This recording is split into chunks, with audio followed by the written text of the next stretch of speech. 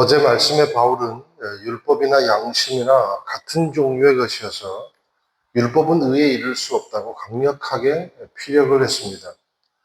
그리고 그에 대한 해답을 제시한 것이 바로 아브라함의 할례 사건이었습니다. 할례가 먼저냐 믿음이 먼저냐, 믿어서 의롭게 된 사건이 할례의 사건이 일어나기 무려 14년 전에 일어났다는 것이죠. 그러니까 율법이 만들어지기도 전에 믿음의 사건이 있었다는 것입니다. 그러므로 할례, 그러니까 율법은 구원의 삶의 보조장치는 될 수 있겠지만 구원의 결정적인 역할은 감당할 수가 없다는 것이 바로 바울의 외침이었습니다. 자, 오늘은 이제 그에 보충해서 아브라함이 율법으로 살았냐 믿음으로 살았냐를 설명을 하고 있습니다. 바울은 아브라함이 평생을 율법이 아니라 믿음으로 살았다는 것을 강조를 하고 있습니다. 그 말씀이 바로 18절 말씀이죠. 자, 그 대표적인 예가 오늘 나오는 사라의 임신 사건입니다. 19절에서 22절 말씀에 보니까 아브라함은 100세나 돼 이미 자기 몸이 죽은 것 같고 사라의 태가 죽은 것 같음을 알고도 믿음이 약해지지 않았습니다. 그는 하나님의 약속을 믿고 의심하지 않았고 도리어 믿음이 굳건해져서 하나님께 영광을 돌리고 약속하신 그것을 또한 능히 이루실 것을 확신했습니다. 그러므로 이것이 그에게 의로 여겨졌습니다. 아브라함이 갈대아 우르에서 75세의 소명을 받고 약속의 땅을 향해 떠납니다.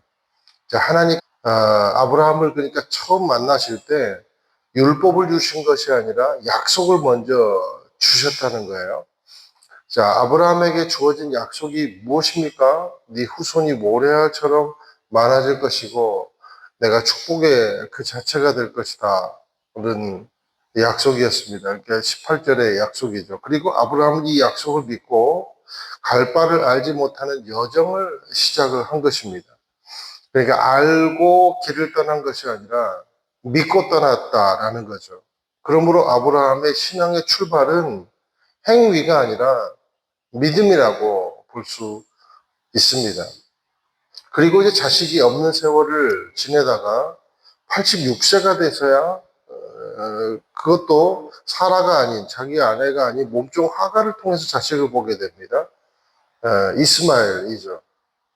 자, 그리고 99세가 돼서야 비로소 하나님이 아브라함을 아브라함이라는 이름으로 바꿔주시면서, 그러니까 아브라함, 한 가정의 아버지에서 아브라함, 민족의 아버지라고 이름을 바꿔주시면서 사라의 임신을 예고를 해 주신 것입니다. 이때 사라의 나이가 89세였다는 거예요. 그러니까 완전히 태가 닫힌 나이였다는 거죠. 지긋한 권사님이 아기를 낳는다고 예언을 받으면 얼마나 민망하고 믿어지지 않을 것입니까? 그 19절의 말씀입니다. 그런데 그가 19절 보니까 믿음이 약해지지 않았다. 그리고 21절에 능히 이루실 것을 확신했다. 이게 보통 믿음이 아니다라는 것입니다. 자, 아브라함이 무엇을 생각했다는 것입니까? 창세기 11장의 약속을 생각했다는 겁니다. 처음 하나님을 만났을 때 내 자손을 모래알처럼 많게 하겠다는 사실을 확신을 한 것입니다. 그러니까 자기 상황을 보면 절대로 이루어질 수 없는 일에 대해서 약속을 바라보고 믿었다는 겁니다. 그런데 우리가 여기 보니까 믿음이 약해지지 않았습니다. 이 말을 주의 깊게 살펴볼 필요가 있어요. 이 말은 아브라함도 흔들릴 때가 있었다는 겁니다. 그러니까 이 말씀처럼 약해지지 않은 것이 아니라 약해질 때가 있어서 약속을 기억하다가 하나님께 헛웃음치기도 하고, 그렇죠? 그리고 차라리 엘리에셀한테 가문을 물려줄까요 하면서 하나님을 원망도 했다는 겁니다. 그러니까 아브라함도 흔들렸다는 겁니다. 그런데 왜 하나님은 아브라함을 믿음의 사람으로 인정해 주시는가? 그때그때 만나는 하나님의 말씀을 따라 확신하고 또 확신하고 일어섰다는 겁니다. 그러니까 흔들리기는 했지만 뿌리 뽑히지는 않았다라는 거예요. 하나님은 공수표 남발자 신이 내가 믿음을 철회하겠습니다. 이제 교회 갈 일은 더 이상 없을 거예요. 그러지 않았다는 겁니다. 이상한 이단이나 신천지에 빠지고 또 반대로 율법 같은 것에 그냥 매달리고 그러지 않고 약속에 대한 믿음에 다시 매달렸다는 거죠. 그래서 하나님이 그것을 보시고 22절에 말씀처럼 의로 여겨 주셨다는 겁니다. 우리의 믿음도 이와 같아야 한다는 겁니다. 우리는 미래를 알고 사는 것이 아닙니다. 믿고 사는 것입니다. 우리는 흔들릴 수 있습니다. 흔들리지 않은 나무가 있겠습니까? 시들지 않은 꽃이 있겠습니까? 근데 문제는 뿌리라는 거죠. 믿음이 뿌리여야 한다는 거죠. 약속에 대한 그 믿음이 뽑히지 말아야 한다는 겁니다. 주님은 그분을 소망하는 자에게 반드시 상을 주시는 분임을 잊지 않을 때 하나님은 그 믿음을 가진 자를 통해서 하나님의 일을 이루시더라라는 것이죠. 그 열매가 바로 이삭이고 믿음의 후손들인 우리들입니다. 자, 이제 23절, 25절.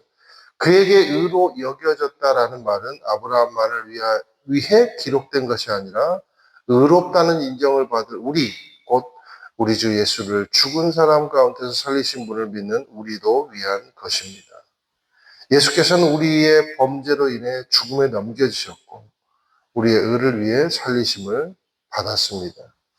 자, 이 일이 그러니까 세상의 전기처럼 어느 한 사람의 일대기를 기리기 위해서 기록된 것이 아니고 믿고 의롭게 되기 위해 기록되었다라는 겁니다. 누구를 통해서요? 계속 바울이 강조하고 있는 십자가를 지신 예수님을 통해서 의롭게 되기 위해 아브라함은 믿음의 한 예가 되었다라는 겁니다. 그러니까 아브라함이 주인공이 아니라 예수님이 주인공이라는 거예요. 히브리서 12장 2절에 보니까 믿음의 창시자의 완성자이신 예수를 바라봅시다. 그는 자기 앞에 놓여있는 기쁨을 위해 부끄러움을 개의치 않으시고 십자가를 참으셨습니다. 그래서 그는 하나님의 보좌 오른편에 앉게 되셨습니다. 우리는 결국 누구를 바라봐야 하는가? 약속을 믿고 그 믿음으로 살아낸 아브라함처럼 예수 그리스도를 통해서만 구원의 의를 이룰 수 있음을 굳게 믿고 의지하는 것이 바로 우리의 삶이 돼야 되고 우리의 시선이 돼야 한다는 거죠. 사랑하는 여러분, 믿음은 행위를 앞섭니다.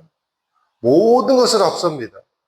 우리가 지금 이 시간에 의자를 불신하면 의자에 어떻게 앉아 있을 수 있겠어요?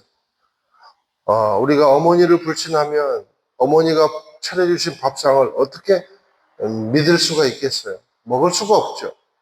사실상 그러니까 모든 일은 믿음에서 시작이 된다는 겁니다.